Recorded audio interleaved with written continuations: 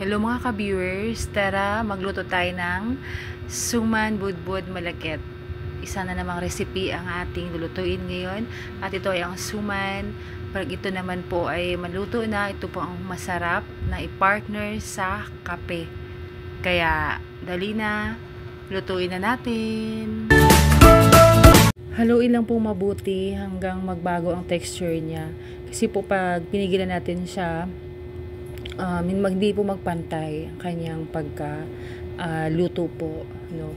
Since maghalo lang po tayo na maghalo, natin siyang tigilan, no, hangga't hindi siya kumakapit po sa ating ginagamit na sandok, no.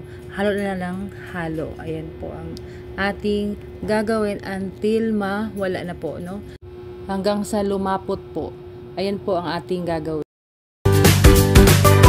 Dinagdagan ko po ng naggadgad po ako ng luya since hindi po ako kontento sa nilagay kong luya. Depende naman po sa atin kung dadagdagan ba natin ng asin, dagdagan natin ng luya, dagdagan natin ng asukal, white sugar ba ang gagamitin or brown. Since kami lang din po ang kakain, so ang nilagay ko po is brown sugar lang na naayon sa panglasa, and then yung yung asin, depende din po sa inyo kung gusto niyo pa po ang magdagdag pa po, no, ng asin.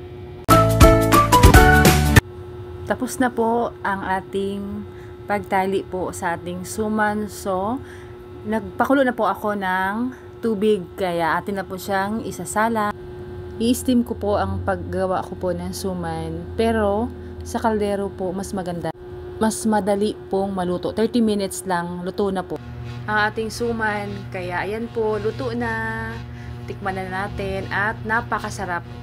Sa itsura pa lang po ng ating dahon ng saging. Ayan po ang itsura pag lutong-luto na po siya. Nagmamantika po. Wala po akong nilagay na coconut cream. Gata lang po.